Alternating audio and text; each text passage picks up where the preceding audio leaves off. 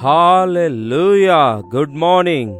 ಮತ್ತೊಂದು ಶ್ರೇಷ್ಠವಾದಂತಹ ಭಾನುವಾರ, ಕರ್ತನ ದಿನ.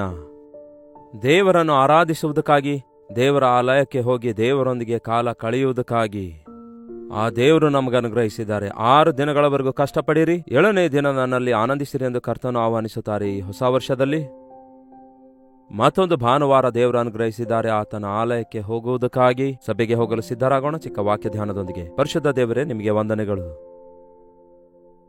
ಪ್ರತಿ ವರ್ಷವನ್ನು ದೇವರೇ ನೀವು ನಿಮ್ಮ ದಿವ್ಯ ದಾನದಿಂದ ಆಶೀರ್ವದಿಸಿ ನಮಗೆ ಅನುಗ್ರಹಿಸುತ್ತಾ ಇದ್ದೀರಿ. ಈ ಹೊಸ ವರ್ಷವನ್ನು ನಮ್ಮ ಜೀವಿತದಲ್ಲಿ ಮತ್ತೊಮ್ಮೆ ನೀವು ನಮಗೆ ಅನುಗ್ರಹಿಸಿದ್ದೀರಿ. ಇದನ್ನು ಸದುಪಯೋಗ ಮಾಡಿಕೊಂಡು ನಿಮ್ಮ ಆಲಯಕ್ಕೆ ಹೋಗಿ ನಿಮ್ಮನ್ನು ಆರಾಧಿಸಲು ಸಹಾಯ ಮಾಡಿರೆಂದು ಕ್ರಿಸ್ತನ ನಾಮದಲ್ಲಿ ಬೇಡುತ್ತೇನೆ ತಂದೆಯೇ, ಆಮೇನ್. ಹಾಲೆಲೂಯಾ. ದೇವರಿಗೆ ಸ್ತೋತ್ರ. ನೋಡಿ, ಎಷ್ಟು ಬೇಗನೆ ಈ ನೂತನ ವರ್ಷದಲ್ಲಿ 5ನೆಯ ತಾರೀಕು ಭಾನುವಾರ ಬಂತು. ನಾವು ಕರ್ತನನ್ನು ಆರಾಧಿಸುವುದಕ್ಕಾಗಿ ಮೊಟ್ಟ ಮೊದಲನೇ ಭಾನುವಾರ ದೇವರು ನಮಗೆ ಅನುಗ್ರಹಿಸಿದ್ದಾರೆ. This is a new year first Sunday and special Sunday. ಎಷ್ಟು ಜನ ನಾವು ದೇವರನ್ನು ನಿಜವಾಗ್ಲೂ ಸ್ತುತಿಸುತ್ತಿದ್ದೇವೆ. ದೇವರು ಎಷ್ಟೋ ದಿವ್ಯ ದಾನಗಳಿಂದ ನಮ್ಮನ್ನು ಆಶೀರ್ವದಿಸಿದ್ದಾರೆ, ಎಷ್ಟೋ ಸ್ವೇಚ್ಛೆ ಕೊಟ್ಟಿದ್ದಾರೆ ಆತನ ವಾಕ್ಯ ಧ್ಯಾನಿಸಿ ದೇವರ ಸನ್ನಿಧಿಗೆ ಹೋಗುವುದಕ್ಕಾಗಿ.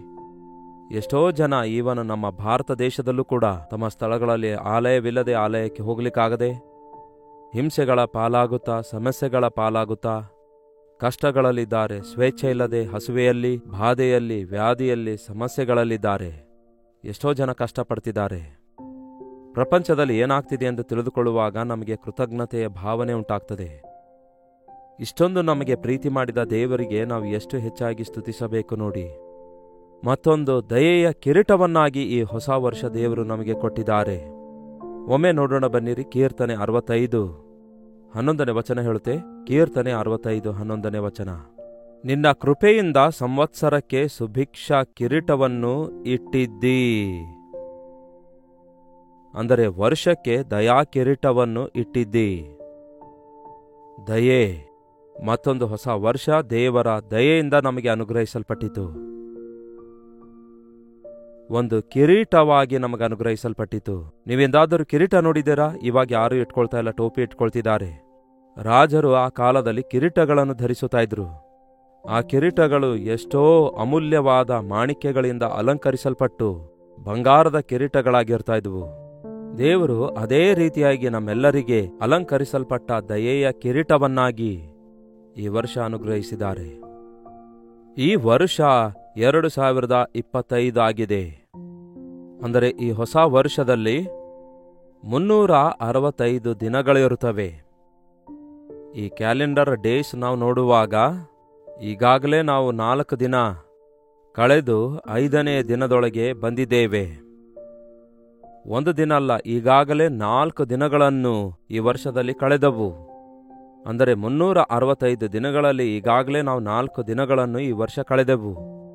4 ದಿನಗಳು ಪ್ರಿಯರೇ, ಈಗಾಗಲೇ ನಾವು ಕಳೆದೆವು. ಈ ವರ್ಷದ ಪ್ರತಿಯೊಂದು ದಿನವನ್ನು ನಾವು ವ್ಯರ್ಥ ಮಾಡಿಕೊಳ್ಳದೆ ಸದುಪಯೋಗ ಮಾಡಿಕೊಳ್ಳೋಣ. ಈ ವರ್ಷ ದೇವರು ನಮಗೆ ಅನುಗ್ರಹಿಸಿದ್ದಕ್ಕಾಗಿ ದೇವರಿಗೆ ಕೃತಜ್ಞತೆ ಉಳ್ಳವರಾಗಿರೋಣ. ದೇವರು ಅದ್ಭುತವಾದಂತಹ ದಯೆಯ ಕಿರೀಟವನ್ನಾಗಿ ನಮಗೆ ಈ ವರ್ಷ ಅನುಗ್ರಹಿಸಿದಾಗ ದೇವರಿಗೆ ಮಹಿಮೆ ಸಲ್ಲಿಸಬೇಕು. ನೆನ್ಪಿಟ್ಕೊಳ್ಳಿ ಪ್ರಿಯರೇ, ಈ ವರ್ಷದಲ್ಲಿ ಪ್ರತಿಯೊಂದು ದಿನವೂ ಕೂಡ ದೇವರಿಗೆ ಸಮರ್ಪಿಸಿಕೊಂಡವರಾಗಿರಿ. ದೇವರ ಸನ್ನಿಧಿಯಲ್ಲಿ ಕಾಲ ಕಳೆಯಿರಿ. ದೇವರ ನಾಮ ಮಹಿಮೆ ಪಡಿಸಿರಿ. ದೇವರ ಚಿತ್ತವನ್ನು ಅರಿತುಕೊಳ್ಳಿರಿ. ಆ ಒಂದು ಪ್ರತಿಯೊಂದು ದಿನದಲ್ಲಿ ದೇವರಿಗೆ ಕೃತಜ್ಞತೆ ಸಲ್ಲಿಸುವಂಥವರಾಗಿರಿ. ಒಂದು ದಯೆಯ ಕಿರೀಟವನ್ನಾಗಿ ದೇವರು ನಮಗೆ ಕೊಟ್ಟಿದ್ದಾರೆ. ಈ ವರ್ಷವನ್ನು, ಈ ಹೊಸ ವರ್ಷವನ್ನು ಅಲಂಕರಿಸಿ ನಮಗೆ ಕೊಟ್ಟಿದ್ದಾರೆ. ವರ್ಷ ವರ್ಷ ವರ್ಷ ಅನ್ನುತ್ತಿದ್ದೇವೆ ಹೊರತು ಒಂದು ವರ್ಷದಲ್ಲಿ ಎಷ್ಟು ದಿನಗಳಿವೆ? 365 ದಿನಗಳು. 365 ದಿನಗಳು ಇವೆ.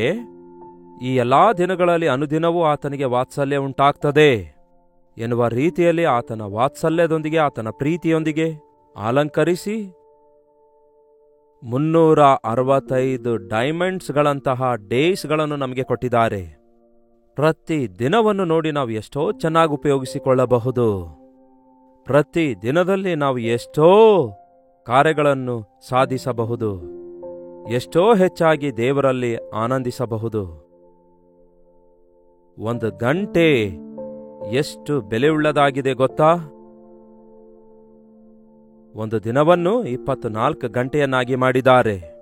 365 ದಿನಗಳು ಅನ್ನುವಾಗ ಎಷ್ಟು ಗಂಟೆಗಳಾಗ್ತವೆ? ನೀವೆಂದಾದರೂ ಲೆಕ್ಕಾಚಾರ ಹಾಕಿ ನೋಡಿದೀರಾ?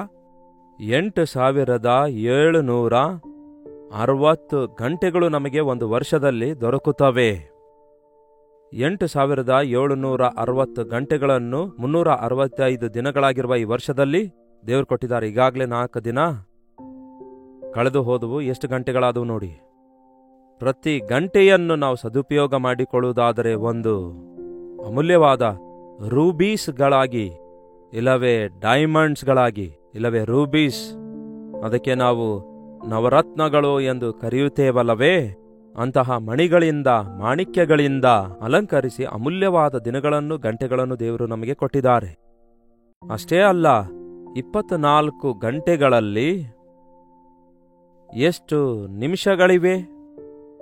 ಒಂದು ದಿನದಲ್ಲಿ ಎಷ್ಟು ನಿಮಿಷಗಳಿವೆ? ಹಾಗೆ ಲೆಕ್ಕಿಸುವುದಾದರೆ ಒಂದು ವರ್ಷದಲ್ಲಿ ಎಷ್ಟು ನಿಮಿಷ ದೇವರು ನಮಗೆ ಕೊಟ್ಟಿದ್ದಾರೆ? 365 ದಿನಗಳಲ್ಲಿ 8760 ಗಂಟೆಗಳಲ್ಲಿ 5,25,600 ನಿಮಿಷಗಳನ್ನು ದೇವರು ನಮ್ಗೆ ಕೊಟ್ಟಿದ್ದಾರೆ.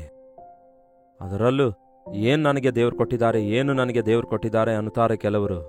ಪ್ರತಿ ನಿಮಿಷವನ್ನು ನೀವು ಸದುಪಯೋಗ ಮಾಡಿಕೊಳ್ಳಬಹುದು. 5,26,600 ನಿಮಿಷಗಳನ್ನು ದೇವರು ಕೊಟ್ಟಿದ್ದಾರೆ. ಒಂದೊಂದು ನಿಮಿಷ ಎಷ್ಟೋ ಬೆಲೆಯುಳ್ಳದಾಗಿದೆ ಪ್ರಿಯರೇ. ಪ್ರತಿ ನಿಮಿಷ ದೇವರು ನಮ್ಮನ್ನು ಕಾಪಾಡುತ್ತಾ ಇದ್ದಾರೆ. 1 ನಿಮಿಷಕ್ಕೆ ನಮ್ಮ ಹೃದಯ 72 ಸಾರಿ ಬಡಿದುಕೊಳ್ಳುತ್ತೆ. 1 ಸಾರಿ ನಿಂತೋದ್ರೆ ಹಾರ್ಟ್ ಅಟ್ಯಾಕ್, ರೆಸ್ಟೋರ್ ಆಗದಿದ್ರೆ ಡೆಡ್. ಹಾಗಾಗಿ ಎಂದಾದ್ರೂ ಕೃತಜ್ಞತೆ ಉಳ್ಳವರಾಗಿದ್ದೀರೋ? ನಿಮ್ಮ ವಯಸ್ಸು ಲೆಕ್ಕಾಚಾರ ಮಾಡಿ ನೋಡಿ ಎಷ್ಟಾಗಿರ್ಬೋದೆಂದು. ಎಷ್ಟೋ ವರ್ಷಗಳಿಂದ, ಎಷ್ಟೋ ಗಂಟೆಗಳಿಂದ, ಎಷ್ಟೋ ನಿಮಿಷಗಳಿಂದ ನಿಮ್ಮ ಹೃದಯ ಬಡಿದುಕೊಳ್ಳುತ್ತಲೇ ಇದೆ. ಅದನ್ನು ಯೋಚಿಸುವುದಾದರೆ ದೇವರ ಮುಂದೆ ಸಾಷ್ಟಾಂಗವಾಗಿ ಅಡ್ಡಬಿದ್ದು ಆತನನ್ನು ಸ್ತುತಿಸ್ತೀರಿ. ನಾವು ಕೃತಜ್ಞತೆ ಉಳ್ಳವರಾಗಿರಬೇಕು. ಕರ್ತನನ್ನು ಸ್ತುತಿಸುವುದನ್ನು ಕಲಿಯಬೇಕು. ನಿಮಿಷಕ್ಕೆ 23 ಸಾರಿ ಶ್ವಾಸ ಆಡುತ್ತಾ ಉಸಿರಾಟ ತೆಗೆದುಕೊಳ್ತೇವೆ ನಾವು. ನಮಗೆ ಗೊತ್ತಾಗದಂತೆ ಉಸಿರು ತೆಗೆದುಕೊಳ್ತೇವೆ, ಬಿಡುತ್ತೇವೆ. 1 ನಿಮಿಷಕ್ಕೆ 23 ಸಾರಿ. ನಮಗಾ ಶಬ್ದ ಕೂಡ ಬರಲ್ಲ. ಒಂದು ವೇಳೆ ಆಸ್ತಮಾ ಪೇಷಂಟ್ ಇರೋದಾದ್ರೆ ಅವರಿಗೆ ವೀಸಿಂಗ್ ಬರುತ್ತೆ, ಒಂದು ವಿಧವಾದ ಗುರು ಎಂಬ ಶಬ್ದ ಬರುತ್ತೆ. ಅದರಿಂದ ಅವರು ಆಯಾಸಗೊಂಡಿದ್ದಾರೆಂದು ಗೊತ್ತಾಗ್ತದೆ. ಆದರೆ ನಾವು ಆಯಾಸ ಪಡುವ ಅಗತ್ಯವಿಲ್ಲ. ಕೊರೋನಾ ವೈರಸ್ ಬಂದಾಗ್ಲೂ ಕೂಡ ನಮ್ಗೆ ಯಾವ ಆಪತ್ತು ಬರದಂತೆ, ನಮ್ಮ ಲಂಗ್ಸ್ಗಳು ಎಫೆಕ್ಟ್ ಆಗದಂತೆ ನಮಗೆ ಆರೋಗ್ಯಕರವಾಗಿಟ್ಟು ಪ್ರತಿ ನಿಮಿಷ 23 ಸಾರಿ ಉಸಿರಾಡತಕ್ಕಂತಹ ಶ್ವಾಸ ತೆಗೆದುಕೊಳ್ಳುವ ಕೃಪೆ ಕೊಟ್ಟಿದ್ದಾರೆ. 1 ಸಾರಿ ಹೊರಗೆ ಬಿಟ್ಟ ಗಾಳಿ ಮೇಲಕ್ಕೆ ಹೋಗುವುದಾದರೆ, ಉಸಿರಾಡಲು ತೊಂದರೆಯಾಗುವುದಾದರೆ ಕತೆ ಮುಗೀತು. He's dead. ಸತ್ತಿದ್ದಾನೋ ಇಲ್ಲವೋ ಎಂದು ಮೂಗತ್ರ ಕೈ ಇಟ್ಟು ನೋಡ್ತಾರೆ. ಗಾಳಿ ಮೇಲಕ್ಕೆ ಕೆಳಗೆ ಆಗದಿದ್ದರೆ ಆ ವ್ಯಕ್ತಿ ಸತ್ತಿದ್ದಾನೆಂದರ್ಥ. ಅವನ ಹೃದಯ ಬಡಿದುಕೊಳ್ಳುವುದು ನಿಂತು ಹೋಗಿರುವುದಾದ್ರೆ ಸತ್ತಿದ್ದಾನೆಂದರ್ಥ. ಎಷ್ಟು ದೇವರು ಕನಿಕರಿಸುತ್ತಿದ್ದಾರೆ ನೋಡಿ. 1 ನಿಮಿಷಕ್ಕೆ 23 ಸಾರಿ ಶ್ವಾಸ ಆಡುತ್ತಾ ಉಸಿರಾಡುವಾಗ 1 ಸಾರಿಯೂ ಕೂಡ ದೇವರು ನಿಲ್ಲದಂತೆ ಎಷ್ಟೋ ವರ್ಷಗಳಿಂದ ಕಾಪಾಡುತ್ತಾ ಮತ್ತೊಂದು ನೂತನ ವರ್ಷ ನಮಗೆ ಕೊಟ್ಟಿದ್ದಾರೆ. ನಿಮಗೆ ಆಕ್ಸಿಡೆಂಟ್ ಆಗಿವೆಯೋ ಇಲ್ಲವೋ ನನಗೆ ಗೊತ್ತಿಲ್ಲ. ಆದರೆ ನನ್ನ ಜೀವಿತದಲ್ಲಿ ಕೆಲವೊಂದು ಆಕ್ಸಿಡೆಂಟ್ಸ್ಗಳಾಗಿವೆ. ಸೇವೆಯಲ್ಲಿ ಪ್ರಯಾಣ ಮಾಡುವಾಗ ಆಕ್ಸಿಡೆಂಟ್ ಆಗುವುದಕ್ಕಾಗಿ 1 ನಿಮಿಷ ಹಿಡಿಯುವುದಿಲ್ಲ, 1 ಗಂಟೆ ಬೇಕಾಗಲ್ಲ ಆಕ್ಸಿಡೆಂಟ್ ಆಗಲು. ಆ ದಿನವಿಡೀ ಆಕ್ಸಿಡೆಂಟ್ ಆಗೋದಿಲ್ಲ. ಒಂದು ಫ್ರಾಕ್ಷನ್ ಆಫ್ ಎ ಮೂಮೆಂಟ್ ಎದುರುಗಡೆಯಿಂದ ಬರುವಂತಹ ಒಂದು ವೆಹಿಕಲ್ ನಿಮ್ಮನ್ನು ಗುದ್ದಿದ ಕೂಡಲೇ 1 ಕ್ಷಣದಲ್ಲೇ ಇನ್ನಷ್ಟೇ ಸಾಯುವಂತವರು ಸಾಯ್ತಾರೆ. ಕೈಕಾಲುಗಳು ಮುರಿದು ಹೋಗ್ತವೆ. ವೆಹಿಕಲ್ ಅಂತೂ ನುಜ್ಜು ಗುಜ್ಜಾಗ್ತದೆ. ಎಗರಿ ರೋಡ್ ಮೇಲೆ ಬಿದ್ರೆ ಏನಾಗ್ತದೆ ಎಂದು ಗೊತ್ತಿಲ್ಲದ ಪರಿಸ್ಥಿತಿ ಎದುರಾಗುತ್ತೆ. 1 ಕ್ಷಣ ಸಾಕು ಆ ಸ್ಥಿತಿಗೆ ಸೇರಲು. ಆದರೆ ಪ್ರತಿ ಕ್ಷಣವೂ ದೇವರು ನಮ್ಮನ್ನು ಕಾಪಾಡ್ತಿದ್ದಾರೆ. ದೇವರನ್ನು ಸ್ತುತಿಸಿರಿ. ಭಾನುವಾರ ದೇವರ ಆಲಯಕ್ಕೆ ಹೋಗಿ ನನಗೇನ್ ಮಾಡಿದಿರಿ ದೇವರೇ ಎಂದು ದೇವರಿಗೆ ಕೇಳಬೇಡಿರಿ. ನನಗೆ ಎಷ್ಟೊಂದು ಕೃಪೆ ತೋರಿಸಿ, ಎಷ್ಟೊಂದು ಮೇಲುಗಳನ್ನು ಮಾಡಿದಿರಿ, ಇಷ್ಟೊಂದು ಆಶೀರ್ವದಿಸಿದಿರಿ, ಮತ್ತೊಂದು ವರ್ಷ ಕೊಟ್ಟಿದ್ದೀರಿ. ಕಳೆದ ವರ್ಷದಲ್ಲಿ ನಾನು ನಿಮಗೇನು ಸಮರ್ಪಿಸ್ಲಿಕ್ಕಾಗ್ಲಿಲ್ಲ, ನೀವು ಆಶಿಸಿದ ಸ್ಥಾನದಲ್ಲಿ ಜೀವಿಸ್ಲಿಕ್ಕಾಗ್ಲಿಲ್ಲ. ನಿಮ್ಮ ಉಗ್ರದಂಡನೆ ನನ್ನ ಮೇಲೆ ಬರದಂತೆ, ನನ್ನನ್ನು ಮರೆಯದಂತೆ ಕಾಪಾಡುತ್ತಾ ಅನುಕ್ಷಣವೂ ಕಣ್ಣು ಗುಡ್ಡಿನಂತೆ ನನ್ನನ್ನು ಕಾಪಾಡಿದ್ದೀರಿ. ಮತ್ತೊಂದು ಹೊಸ ವರ್ಷ ಕೊಟ್ಟಿದ್ದೀರಿ ದೇವರೇ. ಈ ವರ್ಷದಲ್ಲಿ ನಿಮಗಾಗಿ ಬದುಕಲು ಸಹಾಯ ಮಾಡಿರಿ. ನನ್ನ ಈ ಜೀವಿತದಲ್ಲಿ ನೀವು ಆಶಿಸಿದಂತಹ ಸ್ಥಾನದಲ್ಲಿ ಪ್ರತಿ ಗಂಟೆಯನ್ನು ಸದುಪಯೋಗ ಮಾಡಿಕೊಳ್ಳಲು, ಪ್ರತಿ ನಿಮಿಷವನ್ನು ಉಪಯೋಗಿಸಿಕೊಳ್ಳುವುದಕ್ಕಾಗಿ, ಪ್ರತಿ ದಿನ ನಿಮ್ಮನ್ನು ಮಹಿಮೆಪಡಿಸುವುದಕ್ಕಾಗಿ, ಪ್ರತಿ ಕ್ಷಣ, ಎಷ್ಟು ಕ್ಷಣಗಳಿವೆ ಗೊತ್ತಾ ಪ್ರಿಯರೇ? 3,15,36,000 ಕ್ಷಣಗಳಿವೆ. ಈ ರೀತಿ ಕೋಟ್ಯಾಂತರ ಕ್ಷಣಗಳನ್ನು ದೇವರು ಕೊಟ್ಟಿದ್ದಾರೆ. 3,15,36,000 ಸೆಕೆಂಡ್ಗಳನ್ನು ಈ ವರ್ಷ ದೇವರು ಕೊಟ್ಟಿದ್ದಾರೆ. ಈ ಕ್ಷಣದಲ್ಲಿ ಒಂದು ಕ್ಷಣ ಏನಾದರೂ ನಾವು ಮರೆತರೆ ನಾವು ಮಣ್ಣು ಪಾಲಾಗ್ತೇವೆ. 3,15,36,000 ಸೆಕೆಂಡ್ಗಳನ್ನು ಈ ವರ್ಷ ದೇವರು ಕೊಟ್ಟಿದ್ದಾರೆ. ಎಷ್ಟೋ ನನ್ನ ಹೃದಯ ಈ ರೀತಿ ಲೆಕ್ಕಾಚಾರ ಹಾಕುವಾಗ ದೇವರ ಕಡೆಗೆ ಕೃತಜ್ಞತೆಯಿಂದ ತುಂಬಿಕೊಳ್ಳುತ್ತೆ. ಈ ದಿನಮಾನಗಳಲ್ಲಿ ದೇವರು ನಮ್ಮನ್ನು ಇಷ್ಟೊಂದು ಪ್ರೀತಿಸಿ ಹೊಸ ವರ್ಷದೊಳಗೆ ಬರಮಾಡಿ 4 ದಿನ ಕಾಪಾಡಿದ್ದಾರೆ. ಇಷ್ಟೊಂದು ಸಹಾಯ ಮಾಡಿದ ದೇವರು ಅಂತ್ಯದವರೆಗೂ ನಮ್ಮ ಸಂಗಡ ಇರಬೇಕೆಂದು ಬಯಸುತ್ತಾರೆ. ಆದರೆ ನೀವು ಹೇಗಿದ್ದೀರಿ? ಎಷ್ಟೋ ಹೆಚ್ಚಾಗಿ ದೇವರು ನಿಮ್ಮನ್ನು ಪ್ರೀತಿಸುತ್ತಿದ್ದಾರೆ. ಎಷ್ಟೋ ಹೆಚ್ಚಾಗಿ ದೇವರು ನಿಮ್ಮನ್ನು ಕಾಪಾಡ್ತಿದ್ದಾರೆ. ಎಷ್ಟೋ ಹೆಚ್ಚಾಗಿ ದೇವರು ನಿಮ್ಮನ್ನು ಪ್ರೀತಿಸಿ ಎಷ್ಟೊಂದು ದಿವ್ಯ ದಾನಗಳನ್ನು ಕೊಡ್ತಿದ್ದಾರೆ ಎಂಬುದನ್ನು ಮರೆತು ನಿಮ್ಮ ಜೀವಿತವನ್ನು ನಿಮಗೆ ಇಷ್ಟ ಬಂದಂತೆ ಬಳಸಿಕೊಳ್ತಾ ಇದ್ದೀರಲ್ಲವೇ? ನಿಮ್ಮ ಸಮಯವನ್ನು ದುರುಪಯೋಗ ಮಾಡಿಕೊಳ್ತಾ ಇದ್ದೀರಾ? ನಿಮ್ಮ ಶರೀರವನ್ನು ದೇವರಿಗೆ ಪ್ರತಿಷ್ಠಿಸಲಾರದೆ ನಿಮ್ಮ ಸ್ವಂತ ಕೆಲಸಗಳಲ್ಲಿ ಬಳಸಿಕೊಳ್ತಾ ಇದ್ದೀರಾ? ಅಜ್ಞಾನಿಗಳಂತೆ ಸಮಯವನ್ನು ಸುಮ್ಮನೆ ಹೋಗಗೊಡಿಸದೆ ಜ್ಞಾನವುಳ್ಳವರಾಗಿ ಸಮಯವನ್ನು ಸದುಪಯೋಗ ಮಾಡಿಕೊಳ್ಳಿರಿ ಎಂದು ವಾಕ್ಯ ಹೇಳ್ತದೆ. ನನಗೆ ತಿಳಿದಿರುವ ಪ್ರಕಾರ ದೇವರ ಸನ್ನಿಧಿಯಲ್ಲಿ ಕಳೆದ ಪ್ರತಿ ಕ್ಷಣವೂ ಒಂದು ಇನ್ವೆಸ್ಟ್ಮೆಂಟ್ ತರಹ ಇದೆ. ಲೋಕದಲ್ಲಿ ಪಡುತ್ತಿರುವ ಇಲ್ಲವೇ ಖರ್ಚು ಮಾಡುತ್ತಿರುವಂತಹ ಪ್ರತಿ ಸಮಯವೂ ಅದು ಗತಿಸಿ ಹೋಯ್ತು. It's over. ಅದು ಆಗಲೇ ಮುಗಿದು ಹೋಗ್ತದೆ. ಅದರ ಪ್ರತಿಫಲ ಇನ್ನು ನಮಗೆ ಸಿಗಲ್ಲ. ಆದರೆ ನೀವು ದೇವರಿಗೋಸ್ಕರ ಕಳೆಯುವಂತಹ ಪ್ರತಿ ಕ್ಷಣ ಪರಲೋಕದಲ್ಲಿ ಒಂದು ದೊಡ್ಡ ನಿಧಿಯನ್ನು ನೀವು ಕೂಡಿಸಿಟ್ಟುಕೊಳ್ಳುತ್ತೀರಿ. ಕರ್ತನ ನಾಮದಲ್ಲಿ ನೀವು ಪಡುತ್ತಿರುವ ಪ್ರತಿ ಪ್ರಯಾಸ ಇಹಲೋಕದಲ್ಲಿಯೂ ಪರಲೋಕದಲ್ಲಿಯೂ ಪ್ರತಿಫಲ ಹೊಂದಿಕೊಳ್ತೀರಿ. ಕರ್ತನ ಸನ್ನಿಧಿಯಲ್ಲಿ ಕಾಲ ಕಳೆದ ಪ್ರತಿ ಕ್ಷಣವೂ ನಮಗೆ ಆರೋಗ್ಯವನ್ನು, ಆನಂದವನ್ನು, ಆಶೀರ್ವಾದವನ್ನು, ಅಭಿವೃದ್ಧಿಯನ್ನು ಆಡ್ ಮಾಡುತ್ತದೆ, ನಮಗೆ ಸೇರಿಸುತ್ತದೆ. ಯಾಕೆ ಕೆಲವರು ಚಿಕ್ಕ ವಯಸ್ಸಿನಲ್ಲೇ ರೋಗದ ಪಾಲಾಗಿ ಮರಣ ಹೊಂದುತ್ತಾರೆ? ನಿಸ್ಸಹಾಯ ಸ್ಥಿತಿಗೊಳಗಾಗಿ ವಿರಕ್ತಿಗೆ ಒಳಗಾಗುತ್ತಾರೆ. ಅವರು ಕಾಲಕ್ಕೆ ಮುಂಚಿತವಾಗಿ ಮಾಡಬಾರದಂತಹ ದುಷ್ಟ ಕ್ರಿಯೆಗಳನ್ನೆಲ್ಲ ಭೋಗಿಸಿದವರಾಗಿ ಅಧಿಕವಾದ ದುರ್ಮಾರ್ಗದ ಕೆಲಸಗಳನ್ನು ಮಾಡುತ್ತಾರೆ. ಕಾಲಕ್ಕೆ ಮುಂಚಿತವಾಗಿ ನೀವು ಮರಣ ಹೊಂದುವುದೇಕೆ? ನಿಮ್ಮ ಶರೀರವನ್ನು, ನಿಮ್ಮ ಸಮಯವನ್ನು ನೀವು ದುರುಪಯೋಗ ಮಾಡಿಕೊಳ್ಳುವಾಗ ನೀವು ನಿಸ್ಸಹಾಯಕರಾಗುತ್ತೀರಿ. ಎಷ್ಟೋ ಜನ ಯವನಸ್ಥರು ಈ ದಿನ ತಮ್ಮ ಜೀವಿತ ಅಮೂಲ್ಯವಾದದೆಂದು ಎಣಿಸುತ್ತಾ ಇಲ್ಲ. ಯೌವನ ಪ್ರಾಯ ಎಷ್ಟೋ ಅಮೂಲ್ಯವಾಗಿದೆ. ಒಬ್ಬನ ವಯಸ್ಸು ಕೇವಲ ಕೆಲವು ಕಾಲ ಮಾತ್ರ ಇರುವಂಥದ್ದಾಗಿದೆ. ಸ್ವಲ್ಪ ವರ್ಷಗಳೇ ಇರುತ್ತವೆ.